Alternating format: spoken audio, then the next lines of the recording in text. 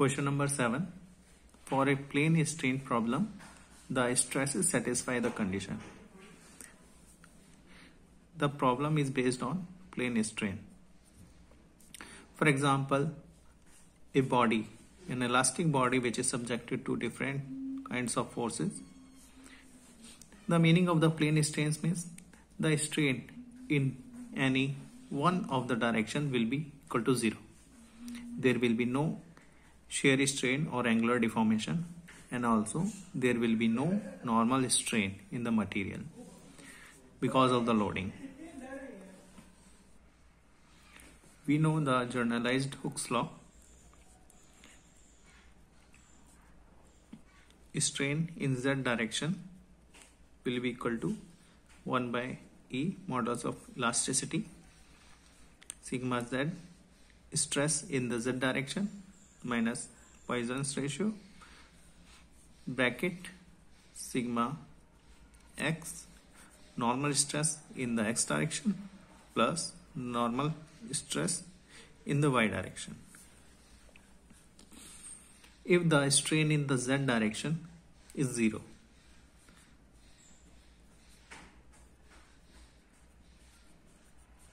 then if we calculate the value of the stress in the z direction, we will get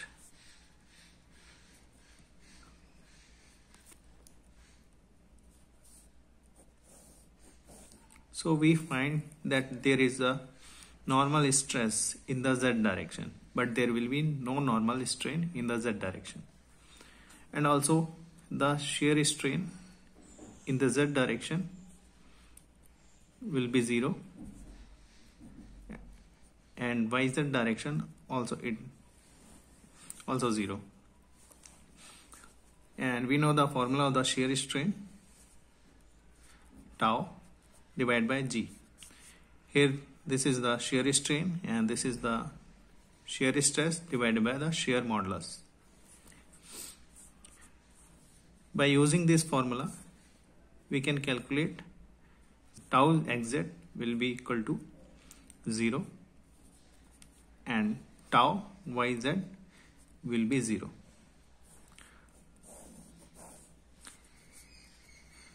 So option B will be the correct answer.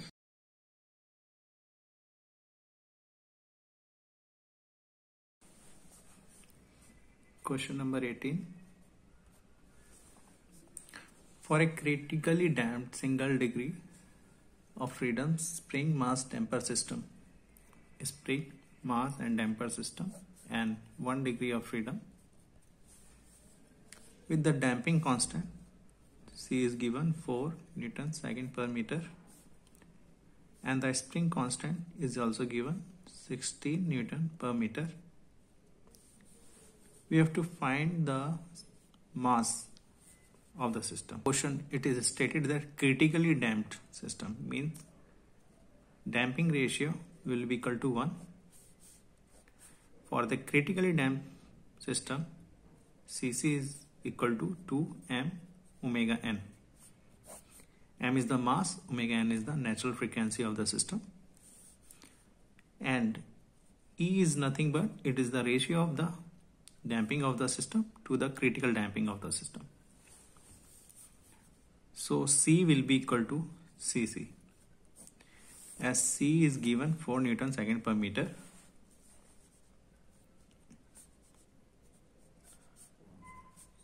equal to 2 m omega n. Omega n is the natural frequency, and omega n is nothing but equal to square root of k by m. We will put this value here. We will get 2 m k. K is given, which is equal to 16 m. Now we are solving this. We will get, by solving, 0.5 m. Now we are squaring both the sides. We will get 0.25 kg. This is the answer and option B is correct.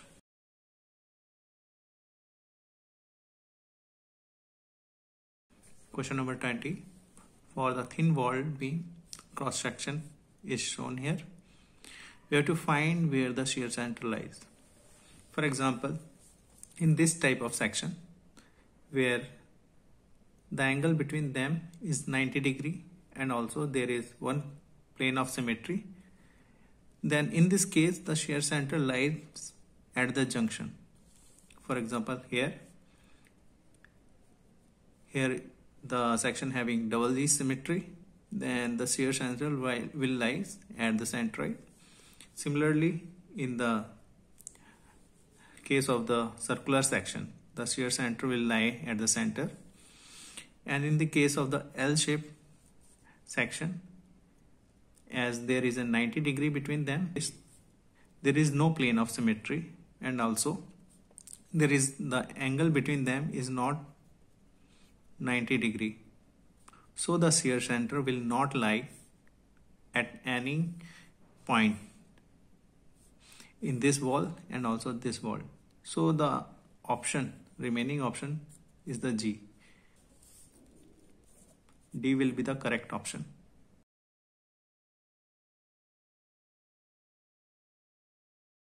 Question number 39. Consider a simply supported beam with overhang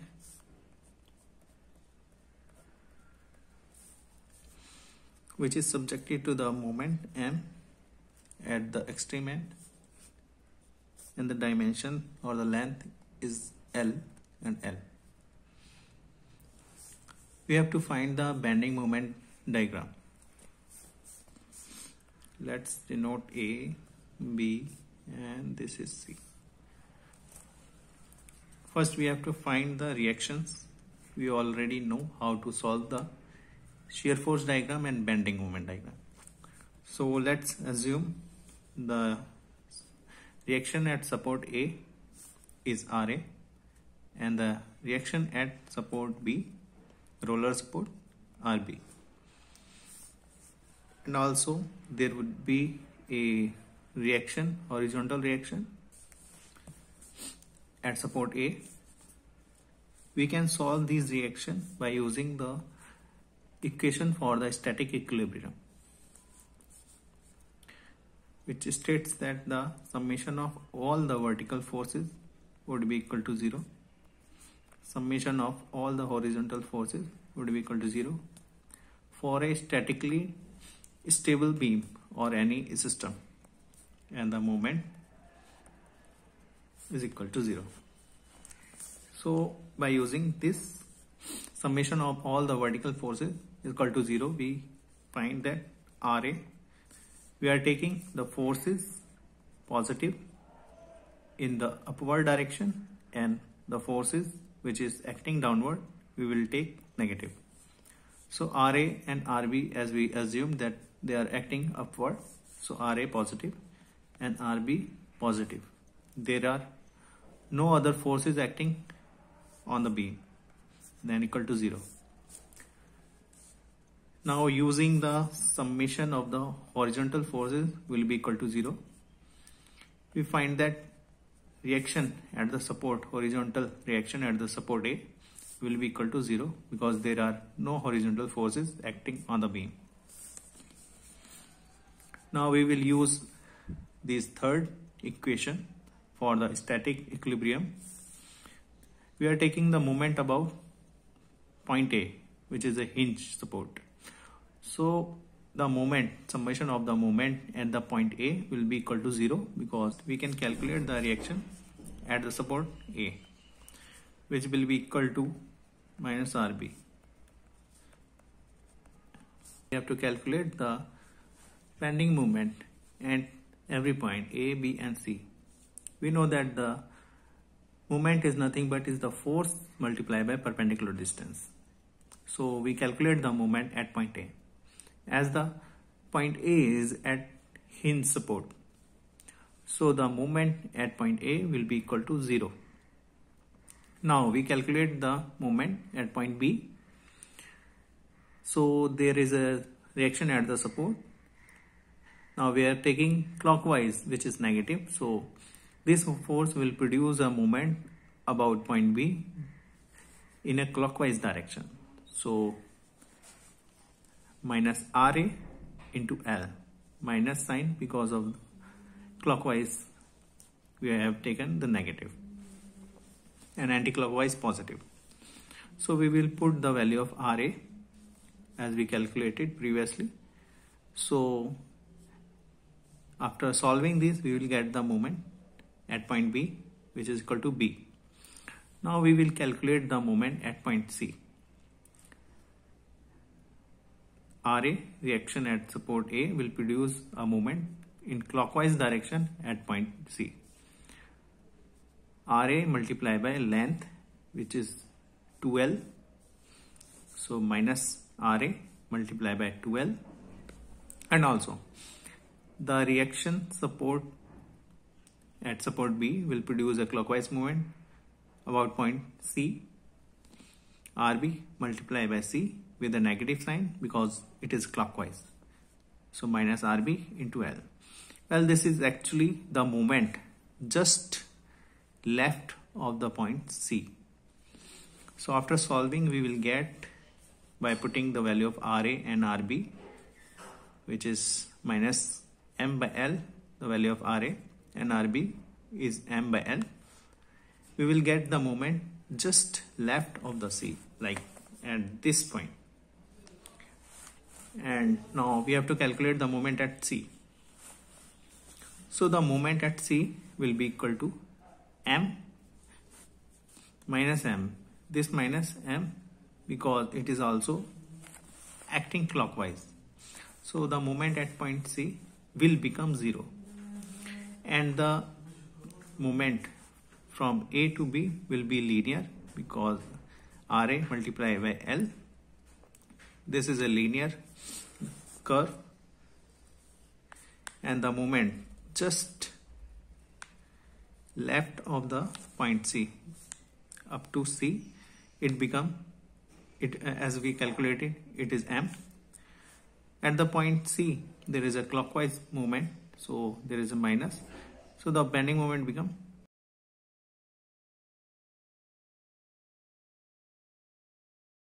question number 40. For the spring mass system shown below, we have to find the natural frequency. Mass 1, M1 and M2 is given. For solving the natural frequency for an undamped system, as there is no damping is present, there is one formula which can be used. This formula can be used where alpha is equal to M1 and M2, beta is given by M1 bracket K2 plus K3 plus M2 bracket K1 plus K2, whereas gamma is equal to K1 K2 plus K1 K3 plus K2 K3. This formula is actually for this type of system, but we can imagine that K1 is 0, K3 is 0, K2 is equal to K. By putting these value into this equation, we can get the natural frequency. By putting the value of K1 equal to 0, K2 equal to K, K3 equal to 0, we will get alpha, M1, M2, beta, we will get K bracket M1 plus M2, and gamma will be equal to 0. Now we will put the values of alpha, beta and gamma into this equation. We will get these values. After putting the value of alpha, beta and gamma into this equation, we will get, for natural frequency first, we will use positive. Then if we are taking a square root of this square, we will get the same term. Now we are adding them, we will get 2k bracket M1 plus M2 divided by this term. So after solving, we will get the first natural frequency, which is this, and in the for the second natural frequency, we will use minus sign. So we will get this value and this. So this becomes 0. So we will get the answer 0 and k m1 plus m2 divided by m1 plus m1 multiplied by m2. So option A will be the correct answer. So for solving this type of question, you have to remember just this system and this formula and these values. So we can find the natural frequency for this system also and this system also. So for the gate purpose, you have to remember this formula.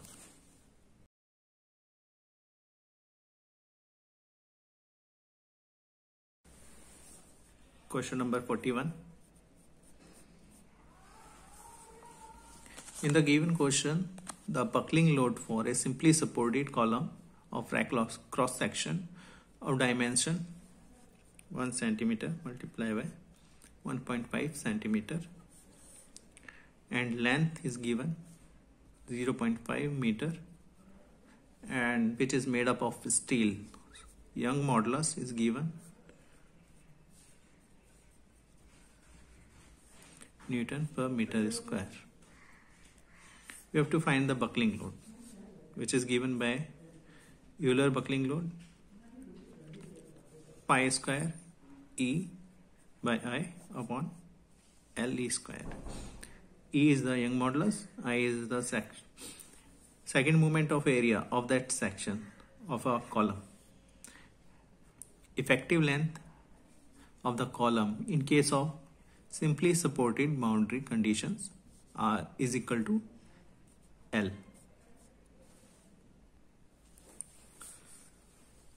For a rectangular cross section,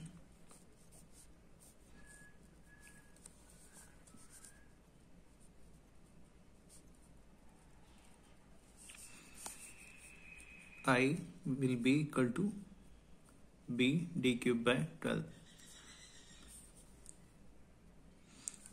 The buckling will occur about that axis in which the second moment of area of that section will be minimum.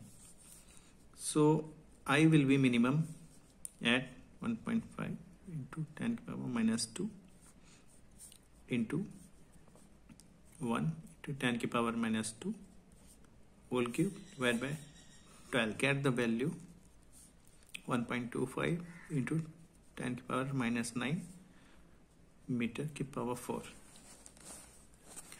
Now we have to put the values of E and I in the given equation. 9 multiplied by 1.25 into 10 to the power minus 9 divided by L square 0.5 whole square. After solving, we will get 10,363.08462 Newton, and we have to give the answer in kilonewton. So 10.363 kilonewton. From the options, the option A will be closer to the correct answer. So 10 kilonewton will be the correct answer.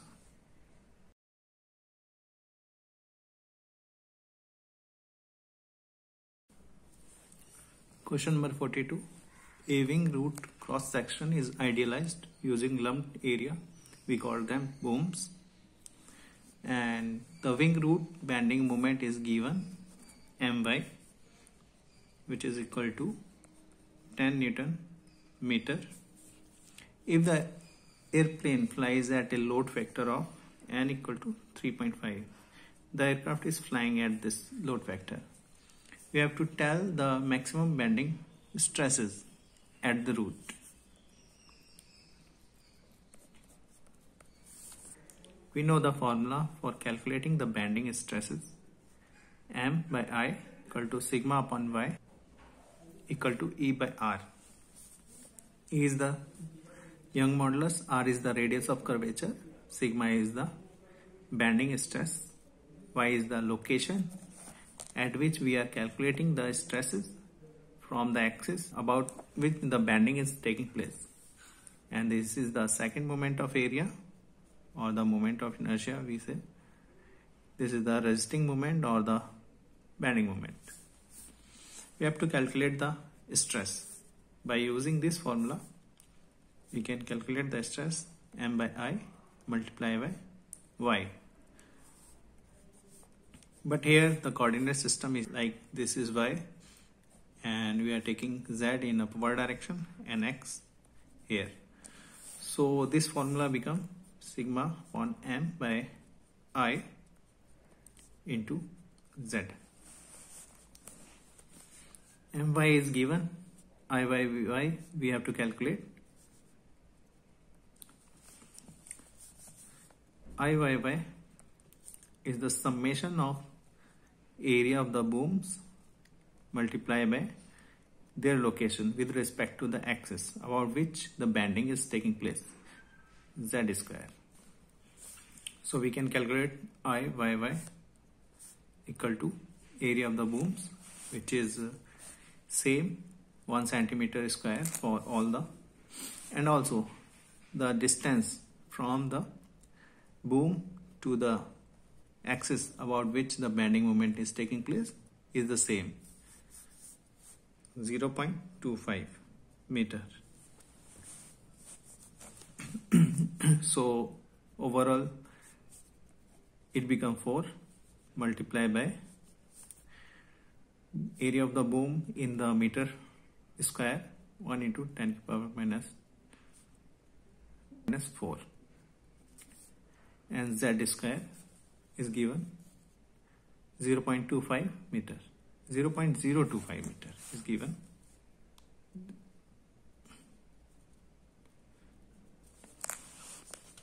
(0.025) whole square bracket close.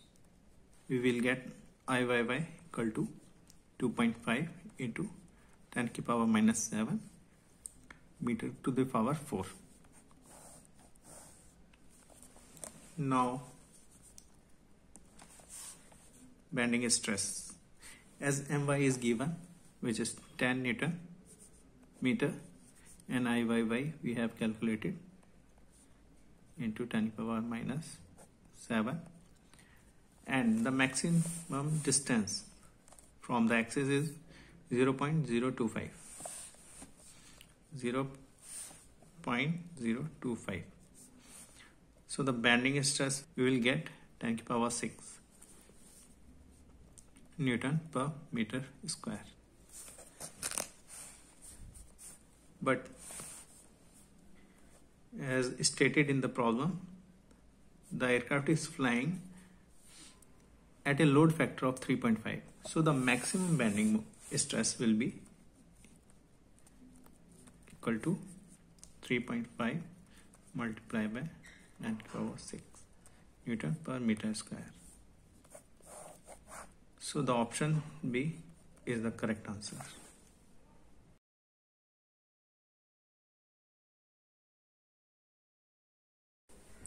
Question number 43.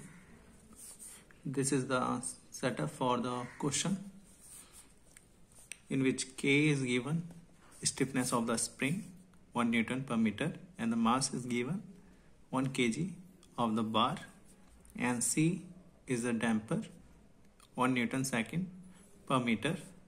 A is the length from here to here, 1 by root 3, and I is the moment of inertia of that bar. First, let's we check the critical damping 2m omega n. We know that omega n is K by m for a spring mass system. 1 divided by 1 square root, we will get 1 radian per second. We know that underdamped system is the system having the damping ratio less than 1.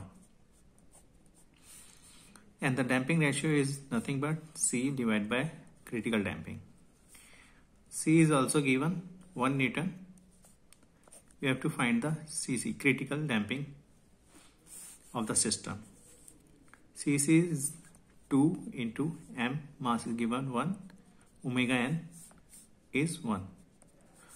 So the critical damping of the system is equal to 2 Newton second per meter. Let's check the damping ratio. E equal to C, which is 1, and CC is equal to 2. We will get 0.5.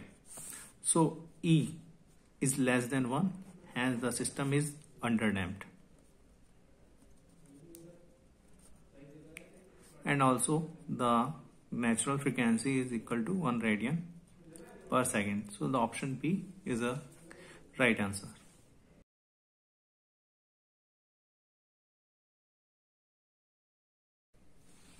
Question number 44.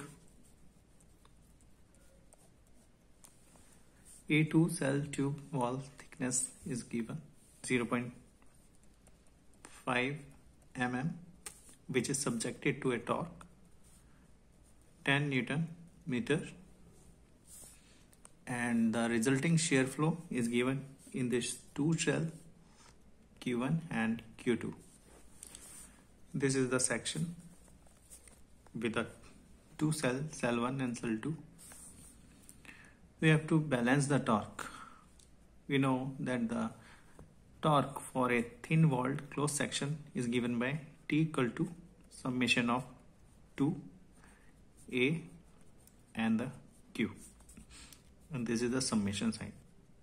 So the torque will be equal to 2 area 1 of cell first and the shear flow in the cell 1 plus 2 A2 area of cell 2 multiplied by Q2 shear flow in cell 2. We know the area 1 equal to area 2, as this area will be same from the dimension, will be equal to 50 into 50 millimeter square. So the torque will be equal to 2, we are taking common area also, Q1 plus Q2. Torque is given 10 Newton meter, in the millimeter will be equal to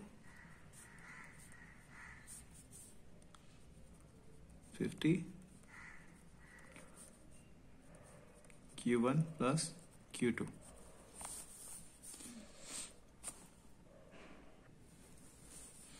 After solving, we will get the answer Q1 plus Q2 equal to 2.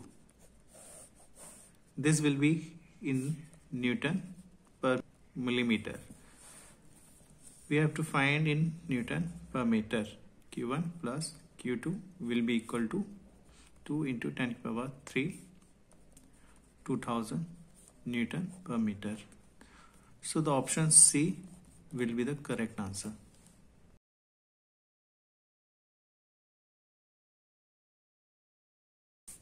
Question number 55. It is based on the torsional vibration. In the given question, the torsional shaft is fixed from both the ends.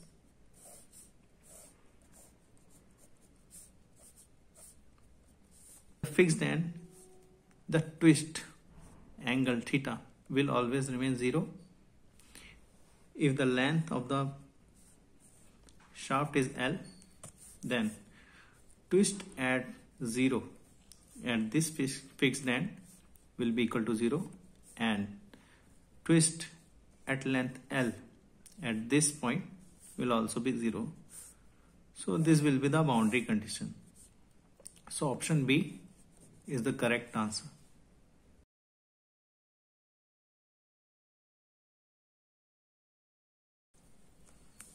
Question number 56.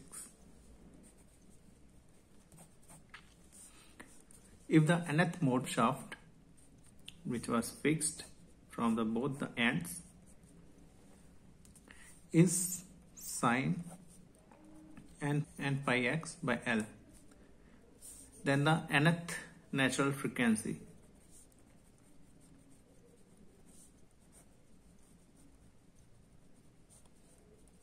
of vibration will be equal to omega n equal to 2n plus 1